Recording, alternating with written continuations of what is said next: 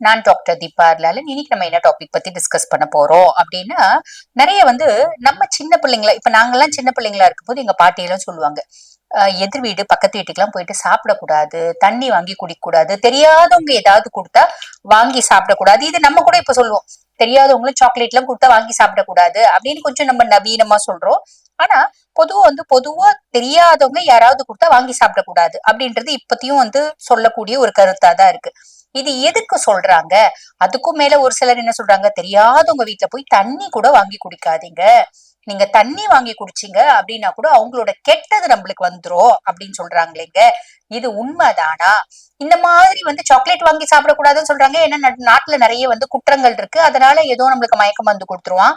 ட்ரெயின்ல வாங்கி சாப்பிடக்கூடாது, இந்த மாதிரி எத்தனை குற்றமா பார்த்திருக்கோம்.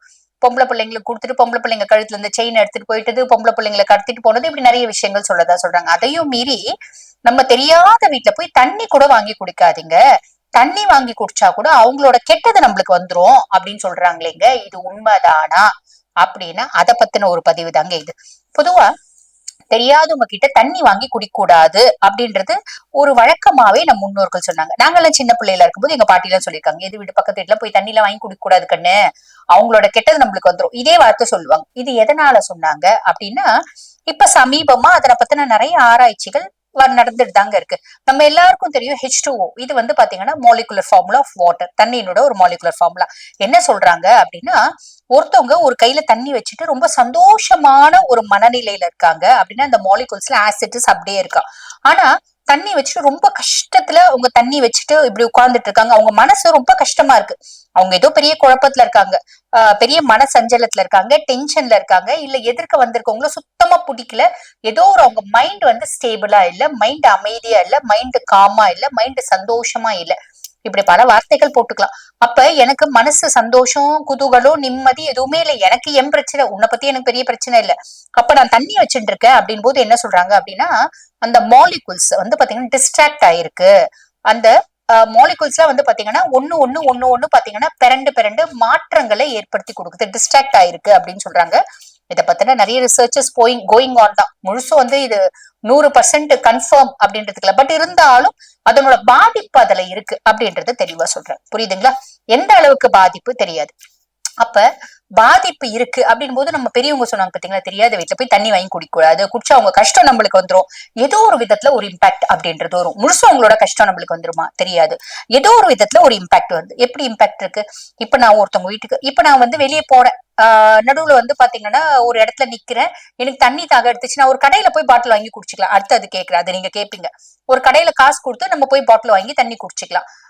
இப்போ ஒரு வீட்டுல போய் அம்மா ஒரு சொம்பு தண்ணி கொடுங்க அப்படின்ற, அந்த வீட்டுல அந்த அம்மா நல்லவங்களாவே கூட இருக்கட்டும், நம்மள யாருன்னே அந்த அம்மாக்கு தெரியாது, அந்த அம்மாக்கு ஏதோ தீராத மனசு கஷ்டம், நான் முன்னமே சொன்ன மாதிரி பிரச்சனைகள் குழப்பங்கள் ஏதோ ஒண்ணு இருக்கு, அந்த அம்மா ஒரு சொம்பு தண்ணி நல்ல எண்ணத்தோட தான் கொடுக்குறாங்க, ஆனா அந்த அம்மானோட ஆழ் மனசுல எத்தனையோ பிரச்சனைகள் இருக்கு, கொண்டு கொடுக்கும் போது அந்த வாட்டர்னோட மாலிகுல்ஸ், தண்ணிக்கு ஞாபக சக்தி இருக்கு அப்படின்றாங்க. அது அந்த கஷ்டங்களை ஞாபகப்படுத்தி வச்சுக்குதா. அதுவும் இல்லாம டிஸ்ட்ராக்டட் மாலிகுல்ஸ், அந்த தண்ணியை நமக்கு குடிக்கும் போது அந்த கஷ்டத்தினோட பிரதிபலிப்பு நம்மளுக்கு வருது அப்படின்றது சொல்றாங்க. இப்ப பாருங்க, பொதுவா பாத்தீங்கன்னா இந்த மெய்ஞானம் அப்படின்றத விஞ்ஞானத்தினால பெருமளவு விளக்க முடியறது இல்ல, உண்மை அதுதான். புரியுதுங்களா? இருந்தாலும் ஏதோ கொஞ்சம் கொஞ்சம் விஞ்ஞானம் சொல்றதையும் நாங்க சம்பந்தப்படுத்தி சொல்றோம். புரியுதுங்களா? இது வாங்கி கொடுக்க கூடாது அப்படின்றாங்க. குடிக்கும் போது அவங்களோட கஷ்டம், அவங்க ஏதோ ஒரு தீராத துயரத்திலயும் கஷ்டங்களையும் இருந்தாங்கன்னா நம்ம அதை வாங்கி குடிக்கும் போது நம்ம மனசு ஏதோ ஒரு காரணத்துக்காக மனசு கனம் ஆகுது, ஒரு நம்மளுக்கு இனம் புரியாத கஷ்டம் வருது, டென்ஷன் வருது, இப்படி எல்லாம் சொல்றோம் பாத்தீங்களா, இதுக்கெல்லாம் ஒரு காரணம்ன்றாங்க. இப்ப அடுத்ததுக்கு வரலாம். இதே எனக்கு தண்ணி தாக எடுக்குதுங்க, கடையில போயிட்டு நான் தண்ணி வாங்கி குடிக்கிறேன், கடையில போயிட்டு தண்ணி வாங்கி குடிக்கும்போது அவருக்கும் கஷ்டம் பிரச்சனைகள் இதெல்லாம் இருக்குதானே செய்யும், அப்ப வராதா அப்படின்னா அது வராது. காரணம் எப்படி அப்படின்னா, கடையில போயிட்டு ஒரு தண்ணி பாட்டில் ஒரு 30 ரூபான்னு வச்சுக்கோங்க, நான் 30 ரூபாய் கொடுத்து வாங்கி குடிக்கிறேன், அப்ப அவருக்கு என்ன கஷ்டம் இருக்குனால அடடா 30 ரூபாய் வியாபாரம் ஆயிடுச்சு அப்படின்னு சந்தோஷமா தான் கொடுப்பாரு. இதுக்குள்ளயும் பாத்தீங்கன்னா இது நம்ம கொஞ்சம் ஒத்துக்கிற மாதிரி தானே இருக்கு.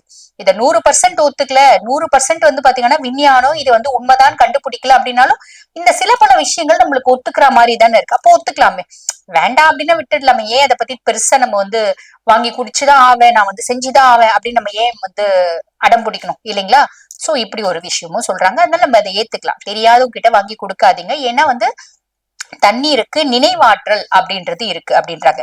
இத நம்ம வந்து பாருங்க புராதன விஷயங்களையும் நம்ம ஒப்பிட்டுக்கலாம். எப்படி அப்படின்னா நம்ம கோயிலுக்கு போறோம் இல்லைங்களா? புராதனம்னா தொன்று தொட்டு நம் முன்னோர்கள் பயன்படுத்தி வர விஷயம். கோயிலுக்கு போனா நம்மளுக்கு தீர்த்தம்னு கொடுக்குறாங்க. எதுக்கு தீர்த்தம்னு கொடுக்குறாங்க? அந்த தீர்த்தம் தெய்வீக சக்தி வாய்ந்தது. தீர்த்தத்தை குடிச்சா நம்ம மனசு சுத்தமாவும், உடல்ல இருக்க நோய்கள் போயிடும், நம்மளுக்கு நல்லது நடக்கும் அப்படின்னு பெரியவங்க சொல்லுவாங்க. இன்றளவும் நம்ம எல்லாம் எவ்வளவோ படிச்சிருந்தாலும் கோயிலுக்கு போனா தீர்த்தம் கொடுக்குறாங்க. தீர்த்தத்தை கீழே சிந்தாம இப்படி இப்படி வாங்குறோம், இப்படி கீழே கையும் வச்சு இப்படி குடிச்சிட்டு லைட்டா கொஞ்சோண்டு இருந்துச்சுன்னா கூட அதை திருப்பி இது குடிச்சிட்டு இது தலையிலயும் தொடச்சுக்கிறோம். ஒரு சொட்டு கூட நம்ம மிச்சம் வைக்கிறதுல. காரணம் என்ன? அதுக்கு எதனா என்ன ரீசன் அப்படின்னா அதுக்கான காரணம் வந்து பாருங்க, தெய்வத்து முன்னாடி தண்ணி வைக்கிறாங்க. அந்த தண்ணிக்கு நினைவாற்றல் இருக்கு. அதுக்கும் மேல அந்த துளசி போடுறாங்க, பச்சை கற்பூரம் போடுறாங்க இல்லைங்களா? அது கோயிலை பொறுத்து. பெரும்பாலும் வந்து பாத்தீங்கன்னா பெருமாள் கோயில்ல துளசி இல்லாம இருக்காது. ஈசன் கோயில்ல கொஞ்சோண்டு பச்சை கற்பூரமாவது அது இருக்கும். ஏலக்காய் போடுவாங்க, ஒரு சில கோயில்ல கிராம்பு போட்டாங்க. இப்படி பலவிதமான கோயில்ல பலவிதமான தீர்த்தங்கள் அப்படின்றது கொடுக்குறாங்க. பெருமாள்னா துளசி கண்டிப்பா இருக்கும். ஈசன்னா கொஞ்சோண்டு பச்சை கற்பூரமாவது இருக்கும். பெருமாள்ல துளசி, பச்சை கற்பூரம், கிராம்பு, ஏலக்காய் எல்லாமே உண்டு. சரி, இப்படி போடுறாங்க. இது எதுக்கு அப்படின்னா இப்ப நம்ம ரெண்டு விதமா அதை எடுத்துக்கலாம். அந்த துளசி, கிராம்பு, பச்சை கற்பூரம் அதனோட மருத்துவ குணங்கள் நம்மளுக்கு வரணும் அப்படின்றது ஒண்ணு.